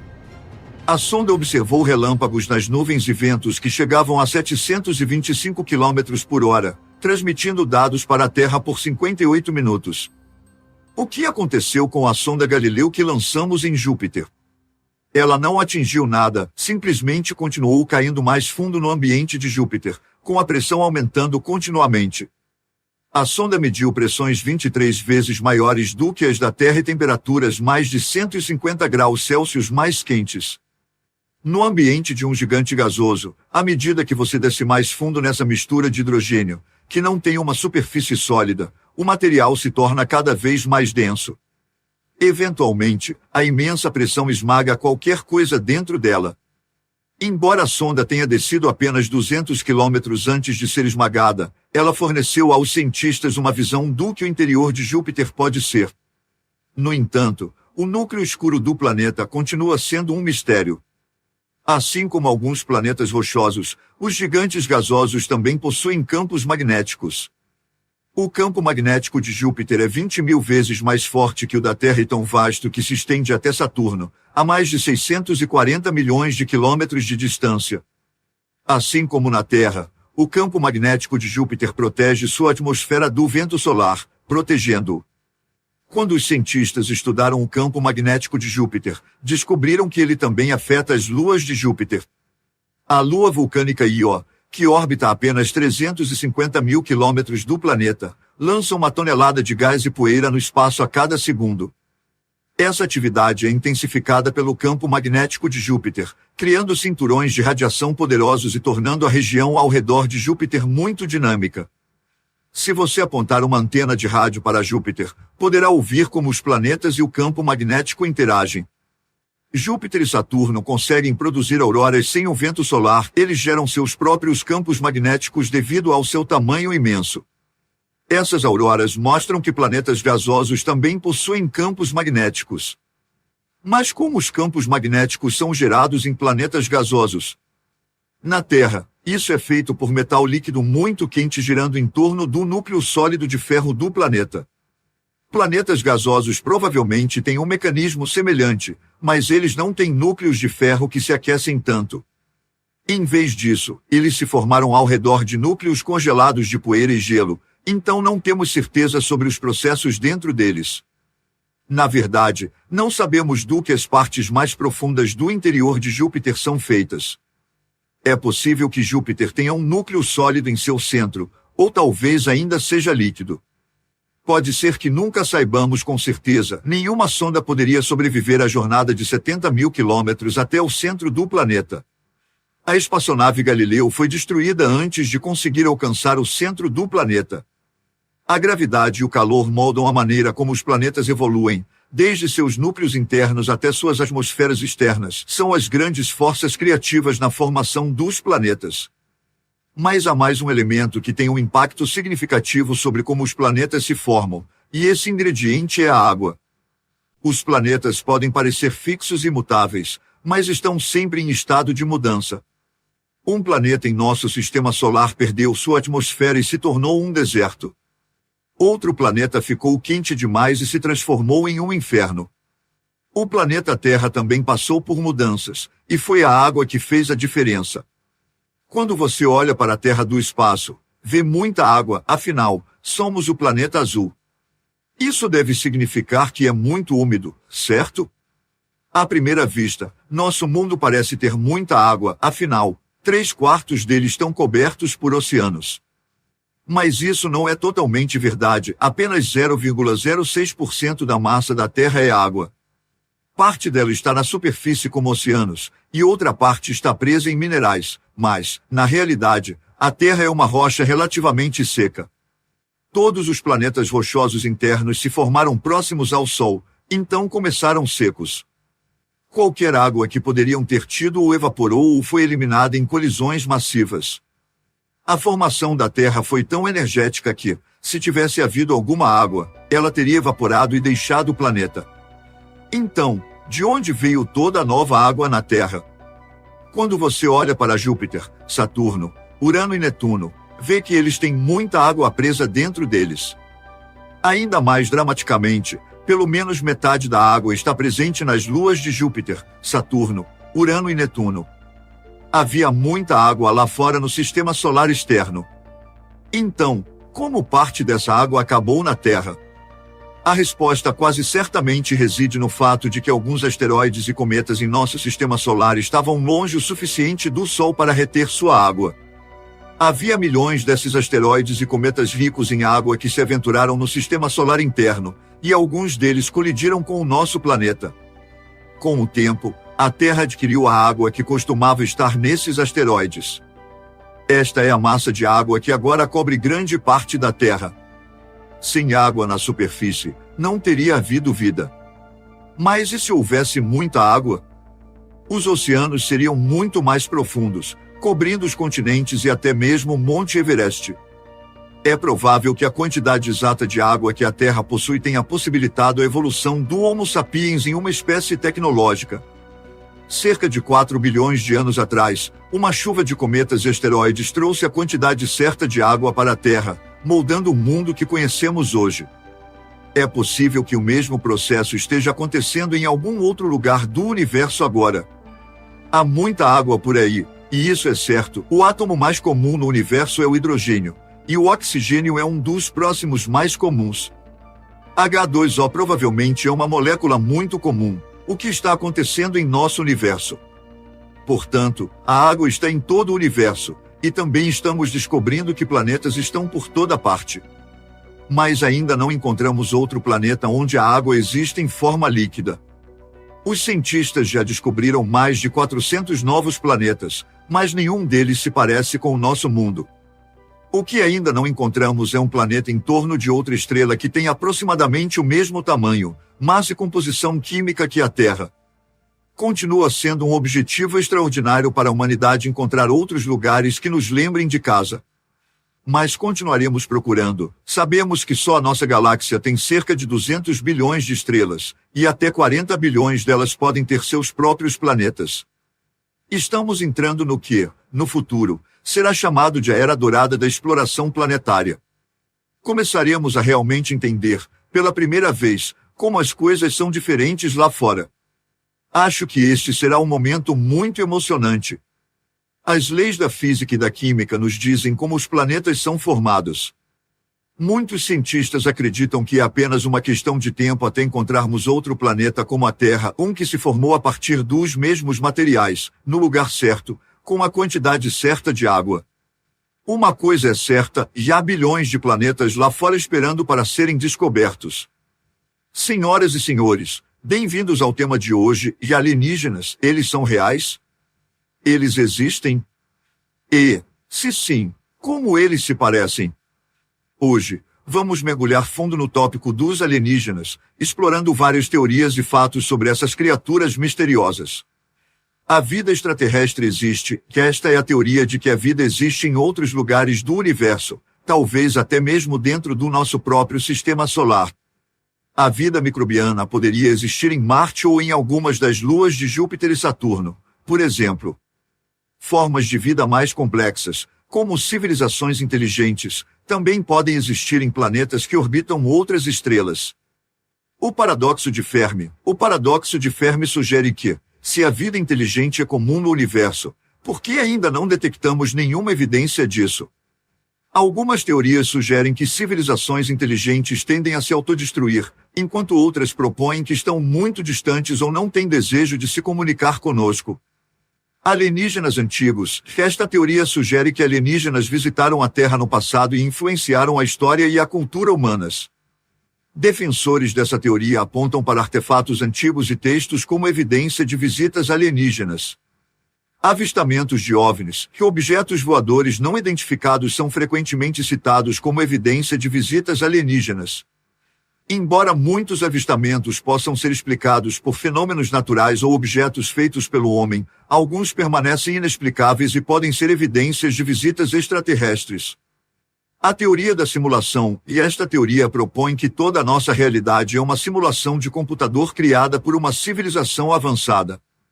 Embora não seja especificamente sobre alienígenas, essa teoria sugere que os criadores da simulação poderiam ser uma civilização extraterrestre. Para começar, vamos abordar a pergunta mais básica: os alienígenas existem? Bem, de acordo com a equação de Drake, desenvolvida em 1961 pelo astrônomo Frank Drake, a probabilidade de existir vida inteligente em outro lugar no universo é alta. A equação leva em consideração fatores como o número de estrelas em nossa galáxia, o número de planetas que poderiam potencialmente sustentar vida e a probabilidade de a vida se formar nesses planetas. Usando esses fatores, a equação de Drake estima que poderia haver milhões de civilizações inteligentes apenas na nossa galáxia. Mas a pergunta permanece: e já encontramos essas civilizações? Muitas pessoas acreditam que sim, e existem inúmeras histórias de avistamentos de alienígenas, abduções e encontros. No entanto, há poucas evidências concretas que apoiem essas alegações. Então, vamos explorar algumas das teorias mais populares sobre como os alienígenas poderiam se parecer. A imagem tradicional de alienígenas como seres pequenos, verdes e com grandes olhos é um produto da cultura popular. No entanto, é improvável que alienígenas realmente se pareçam com isso. Na verdade, é impossível prever como eles seriam, pois sua aparência dependeria das condições do planeta em que evoluíram. Por exemplo, se uma espécie alienígena evoluísse em um planeta com alta gravidade, eles poderiam ter corpos mais curtos e robustos. Se eles evoluíssem em um planeta com um ambiente hostil e cheio de radiação, poderiam ter se adaptado para serem mais resistentes à radiação. Também é possível que algumas espécies alienígenas nem mesmo tenham corpos como os conhecemos. Elas poderiam existir como pura energia ou como uma mente coletiva. Mas por que alienígenas visitariam a Terra? Há algumas possíveis razões.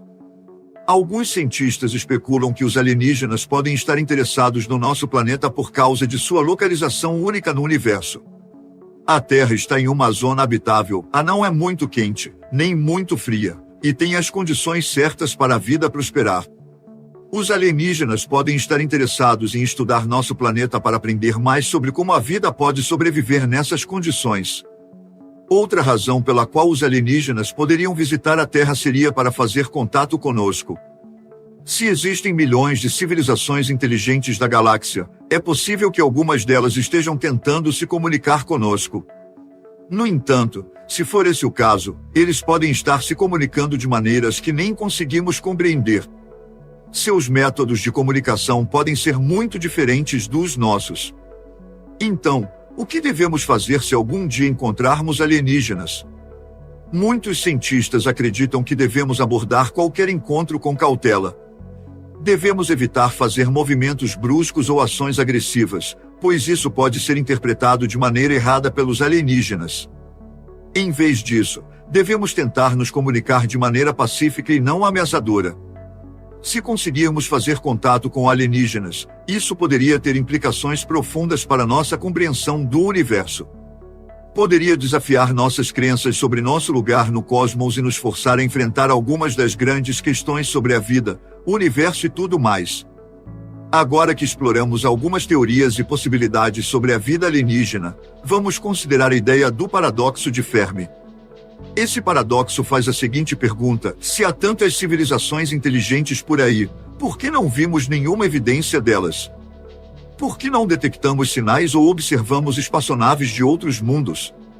Uma possibilidade é que civilizações avançadas tendem a se autodestruir. Com a tecnologia, vem o potencial para a destruição, seja por danos ambientais, guerra ou outra catástrofe. É possível que muitas civilizações inteligentes cheguem a um ponto em que não conseguem se sustentar e, por fim, falhem. Outra possibilidade é que as civilizações inteligentes não tenham interesse em fazer contato conosco. Talvez elas simplesmente não estejam interessadas na Terra ou em se comunicar com outras espécies, ou talvez estejam muito distantes para detectar nossos sinais, e nós sejamos muito primitivos para detectar os deles. Independentemente das razões, o paradoxo de Fermi continua sendo um mistério e um tema de muita especulação. Mas vamos voltar nossa atenção para a possibilidade de vida no nosso próprio sistema solar. Embora não tenhamos encontrado nenhuma evidência de vida inteligente, há sinais promissores de que a vida microbiana possa existir em outros planetas ou luas. Por exemplo, o rover da NASA em Marte detectou metano na superfície do planeta, o que pode ser um sinal de vida microbiana. E os cientistas encontraram evidências de oceanos subterrâneos em algumas das luas de Júpiter e Saturno, que poderiam potencialmente sustentar vida.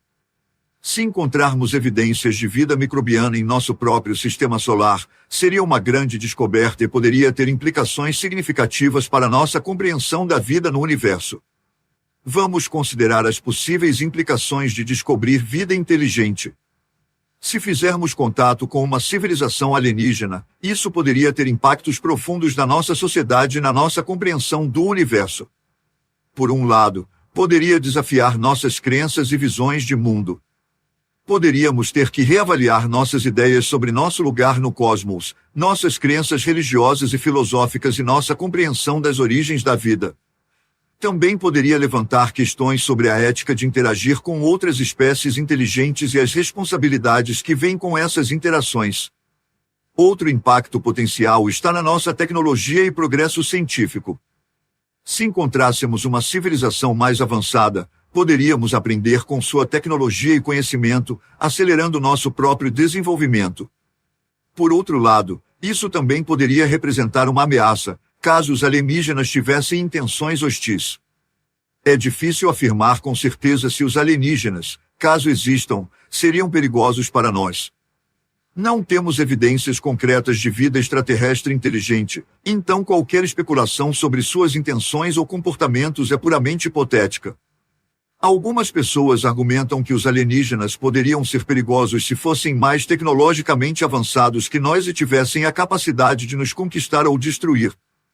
Outros apontam que qualquer civilização avançada o suficiente para viajar pelo espaço provavelmente teria uma compreensão mais sofisticada do universo e poderia ser mais pacífica e cooperativa. Também é possível que os alienígenas sejam indiferentes a nós, apenas nos observando à distância sem a intenção de interagir. No geral, Enquanto é divertido especular sobre os possíveis perigos da vida alienígena, a verdade é que simplesmente não sabemos o suficiente para tirar conclusões definitivas sobre suas intenções ou comportamentos. A busca por vida extraterrestre deve ser conduzida com mente aberta e uma saudável dose de curiosidade, em vez de medo ou paranoia. Independentemente dos impactos potenciais, a busca por vida inteligente continua. Estamos constantemente desenvolvendo novas tecnologias e refinando nossas técnicas para buscar sinais e evidências de outras civilizações. E, embora as chances de encontrar vida inteligente possam ser pequenas, a busca pelo conhecimento e pela descoberta é uma empreitada valiosa por si só. Habitamos uma galáxia conhecida como Via Láctea, que contém centenas de bilhões de estrelas. Como chegamos a este ponto e qual é o nosso futuro? Essas questões envolvem galáxias em todos os aspectos. O universo conhecido contém 200 bilhões de galáxias, cada uma única, imensa e dinâmica. De onde vêm as galáxias? Como funcionam? Qual é o futuro delas e como elas morrerão? Essa é a Via Láctea, nossa galáxia, com aproximadamente 12 bilhões de anos. Ela é um vasto disco com enormes braços espirais e um núcleo central. É apenas uma entre inúmeras galáxias no universo. As galáxias são aglomerações massivas de estrelas. Uma galáxia típica pode conter 100 bilhões de estrelas. Elas são, na verdade, berçários estelares, os locais onde as estrelas se formam e morrem. As estrelas em uma galáxia se formam em nebulosas, que são concentrações de poeira e gás. Nossa galáxia contém bilhões de estrelas, muitas das quais têm planetas e luas orbitando ao seu redor. Por muito tempo, sabíamos muito pouco sobre as galáxias. Há um século, acreditávamos que a Via Láctea era a única galáxia no universo. Em 1924, o astrônomo Edwin Hubble mudou completamente essa visão. Hubble observou o universo usando o telescópio mais sofisticado da época, o Walker de 100 polegadas no Monte Wilson, perto de Los Angeles. Muito, muito longe, ele viu massas nebulosas de luz no céu noturno. Ele percebeu que não eram estrelas isoladas, eram cidades estelares inteiras, constelações muito além da Via Láctea. Os astrônomos tiveram uma revelação existencial. Passamos de pensar que a Via Láctea era a única galáxia do universo para bilhões de galáxias em apenas um ano. Hubble fez uma das maiores descobertas da história da astronomia ao constatar que o universo continha uma enorme quantidade de galáxias, e não apenas uma. Esta é a galáxia do Redemoinho. Ela é composta por mais de 160 milhões de estrelas e se caracteriza por dois enormes braços espirais. Além disso, as estrelas da enorme galáxia elíptica M87 brilham com um tom dourado, já que é uma das galáxias mais antigas do cosmos. E está a galáxia do Sombreiro, seu núcleo maciço e brilhante cercado por uma nuvem de gás e poeira. Todas as galáxias são muito belas, elas representam o bloco de construção fundamental do cosmos. À medida que giram pelo espaço, parecem enormes cataventos. As galáxias são gigantescas em uma escala grandiosa. Na Terra, medimos distâncias em quilômetros, no espaço, os astrônomos usam anos-luz. Esta é a distância que a luz pode percorrer em um ano. O diâmetro da nossa galáxia é de mais de 100 mil anos-luz, e agora estamos localizados a uma distância de 25 mil anos-luz de seu centro. No entanto, no grande esquema das coisas, até mesmo ela parece um pequeno ponto. Embora a Via Láctea pareça enorme da Terra, quando comparada a outras galáxias, ela é relativamente pequena. Andrômeda, a galáxia mais próxima de nós, tem cerca de 200 mil anos-luz de largura, sendo 2 vezes maior que a Via Láctea. A M87 é a maior galáxia elíptica em nosso quintal cósmico e muito maior que a Andrômeda. Mas a M87 é minúscula em comparação com este gigante, com 6 milhões de anos-luz de diâmetro, e C1011 é a maior galáxia já encontrada. Ela é 60 vezes maior que a nossa própria Via Láctea. É de conhecimento comum que as galáxias são enormes e ubíquas, mas por que isso acontece? A origem das galáxias é um dos grandes mistérios da astrofísica. Há cerca de 13,7 bilhões de anos, o universo começou com o que chamamos de Big Bang, um período de calor e densidade intensos. Sabemos que não poderia haver algo como uma galáxia naquela época, então as galáxias devem ter surgido desse universo primitivo e se formado a partir dele. Para que estrelas se formassem e para que galáxias se formassem a partir dessas estrelas, a gravidade é essencial. Após o Big Bang, as primeiras estrelas começaram a surgir apenas 200 milhões de anos depois. As primeiras galáxias se formaram à medida que suas massas começaram a se unir por causa da gravidade. Graças ao telescópio espacial Hubble, agora podemos ver o universo primitivo, quando as galáxias estavam apenas começando a se formar. Inúmeras galáxias são visíveis para o Hubble. A luz que vemos das galáxias distantes agora, no entanto, realmente partiu desses objetos há muitos milhões ou talvez bilhões de anos. O que vemos agora é o passado distante dessas galáxias, já que demorou tanto para sua luz chegar até nós. O Hubble Deep Field revela uma coleção de pontos borrados que são bastante diferentes das galáxias que vemos hoje. Mal conseguimos distinguir esses pequenos pontos de luz. Essas manchas borradas são na verdade milhões ou bilhões de estrelas começando a se unir. Esses borrões mal visíveis representam as galáxias mais antigas, que começaram a se formar cerca de 1 bilhão de anos após o Big Bang. No entanto, o alcance de visibilidade do Hubble termina aí.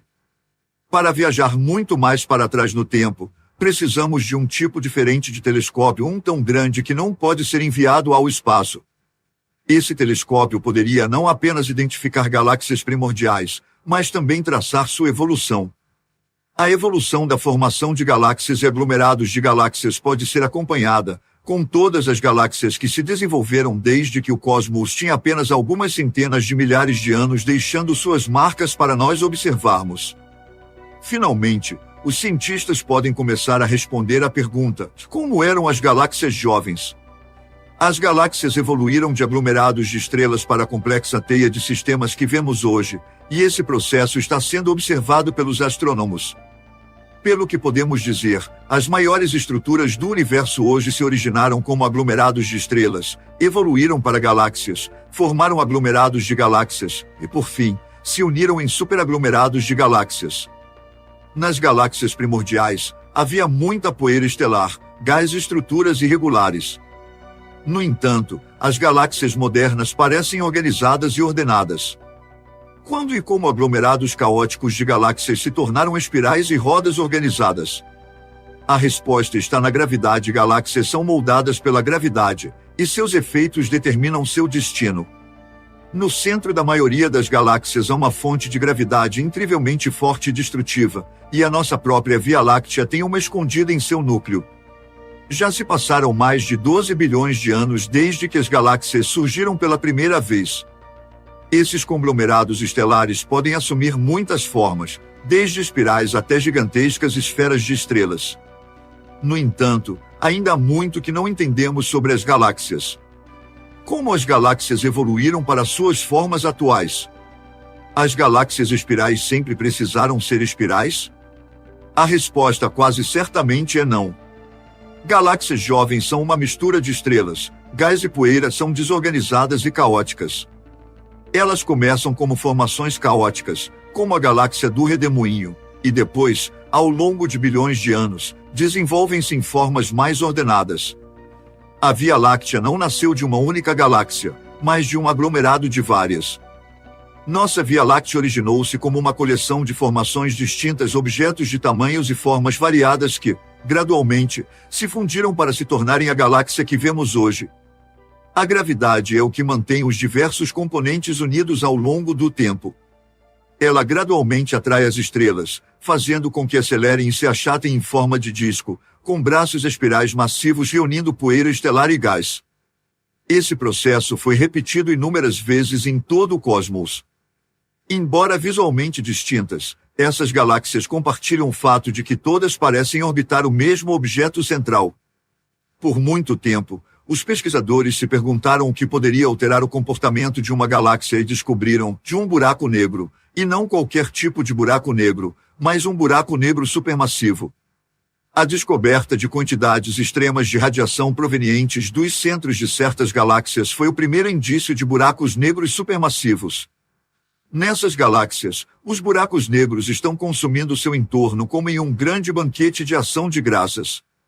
O gás e as estrelas são o jantar do buraco negro supermassivo.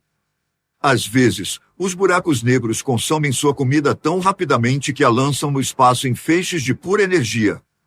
Esse fenômeno é conhecido como quasar, e a presença de um quasar indica a presença de um buraco negro supermassivo no centro da galáxia. Mas e a Via Láctea? Não há um quasar aqui, isso descarta a existência de um buraco negro supermassivo? Observar o movimento das estrelas é a chave para encontrar o buraco negro supermassivo no coração da nossa Via Láctea. Assim como os planetas que circulam o Sol, as estrelas também se movem devido à gravidade. O que descobrimos foi um ambiente bizarro e violento no centro de nossa galáxia. Tudo é mais extremo, com estrelas passando umas pelas outras a altas velocidades diferente de qualquer outro lugar no universo. Fotografias das estrelas em órbita mostraram um fenômeno notável, que elas tinham que estar viajando a 1,6 milhão de quilômetros por hora ou mais. Apenas um buraco negro gigantesco tem energia suficiente para arremessar estrelas grandes dessa maneira. Essa curvatura foi a evidência conclusiva de um buraco negro supermassivo no coração de nossa galáxia, já que é a gravidade do buraco negro que impulsiona as órbitas dessas estrelas. Um buraco negro maciço, com 24 milhões de quilômetros de largura, está no coração da nossa galáxia, a Via Láctea. Então, há algum perigo para a Terra? Não estamos absolutamente em perigo de sermos sugados pelo nosso buraco negro supermassivo, ele está simplesmente muito longe. Na realidade, a distância entre a Terra e o buraco negro supermassivo no centro da Via Láctea é de 25 mil anos-luz, o que equivale a muitos trilhões de quilômetros. Por enquanto, a Terra está segura. Embora os buracos negros supermassivos sejam a fonte de quantidades enormes de gravidade, eles não são fortes o suficiente para manter as galáxias unidas. Na verdade, as leis da física determinam que as galáxias deveriam acelerar para longe umas das outras. Então, o que as está impedindo? Porque há algo mais forte do que um buraco negro gigantesco esperando para ser descoberto. É invisível e muito difícil de detectar, chama-se matéria escura, e está em todo lugar. Buracos negros supermassivos descobertos por astrônomos são encontrados no centro das galáxias e são responsáveis pelo movimento rápido das estrelas ao seu redor. No entanto, eles são insuficientes para manter todas as estrelas de uma vasta galáxia unidas. Então, o que as mantém unidas? Isso foi um mistério até que um cientista inovador propôs que algo desconhecido estava em ação. Fritz Zwick, um astrônomo suíço, refletiu nos anos 1930 sobre o motivo pelo qual as galáxias se agrupavam. Ele raciocinou que, como elas não estavam gerando gravidade o suficiente, deveriam estar se separando. No entanto, a força de nossa própria gravidade era insuficiente, então ele deduziu que devia ser algo que nunca havia sido descoberto antes, algo que nunca sequer havia sido considerado, e ele chamou isso de matéria escura. Fritz Zwick estava décadas à frente de seu tempo, razão pela qual incomodava a comunidade astronômica. Foi uma ideia brilhante, mas ele estava certo. É possível que galáxias individuais também sejam mantidas unidas pela substância misteriosa que Zwick chamou de matéria escura. As galáxias dependem da matéria escura como uma espécie de estrutura protetora que as impede de colapsar e se moverem. Agora, os cientistas descobriram que a matéria escura faz mais do que apenas manter as galáxias unidas, ela pode também ter desencadeado sua evolução. Os cientistas acreditam que, após o Big Bang, a matéria escura começou a se agrupar, e esses aglomerados de matéria escura eventualmente evoluíram para os núcleos das galáxias. No entanto, a verdadeira natureza da matéria escura permanece um mistério para os físicos. Coisas estranhas acontecem com a matéria escura, pois não sabemos exatamente o que ela é. Claramente, não é feita da mesma substância que os humanos, você não pode empurrá-la ou senti-la, mas ela provavelmente existe em toda parte. É uma substância fantasmagórica que passaria por você como se você não existisse. Embora nossa compreensão da matéria escura seja limitada, ela parece ser abundante em todo o cosmos. Isso sugere que há pelo menos 6 vezes mais matéria escura do que matéria comum, a substância que compõe tudo, incluindo os humanos, no cosmos. O modo como o universo funciona parece depender da matéria escura. Recentemente, sua existência foi detectada indiretamente no espaço profundo por meio de um processo chamado lente gravitacional, que deforma a luz. A presença da matéria escura pode ser testada usando a lente gravitacional. À medida que um raio de luz de uma galáxia distante viaja em nossa direção, seu caminho é dobrado ao redor de uma grande concentração de matéria escura devido à maior força gravitacional desta. Algumas galáxias distantes realmente parecem esticadas e deformadas quando vistas pelo telescópio Hubble. A distorção na imagem se deve à presença de matéria escura. Ao examinar cuidadosamente as formas e os graus de distorção dessas galáxias, podemos determinar a densidade da matéria escura. Agora, mais do que nunca, a importância da matéria escura para o cosmos é inegável. É o que causa a formação das galáxias e impede que elas colapsem, mesmo sendo invisível e indetectável. A matéria escura domina o cosmos. Essas galáxias podem parecer isoladas, e é verdade que estão separadas por trilhões de milhas, mas, na realidade, elas existem em grupos chamados aglomerados. Esses aglomerados de galáxias estão interligados em superaglomerados contendo dezenas de milhares de galáxias. O lugar da Via Láctea no cosmos ainda é um mistério. Se você olhar para o quadro maior, verá que nossa galáxia faz parte de um grupo menor de galáxias com cerca de 30 membros no total, sendo a nossa galáxia e Andrômeda os dois maiores membros desse grupo. Observações adicionais revelam que nossa galáxia está inserida no superaglomerado de Virgem. Pesquisadores estão agora criando mapas de aglomerados e superaglomerados de galáxias para entender melhor o cosmos. Galáxias são imensos impérios de estrelas, variando em forma desde enormes esferas até intricadas espirais.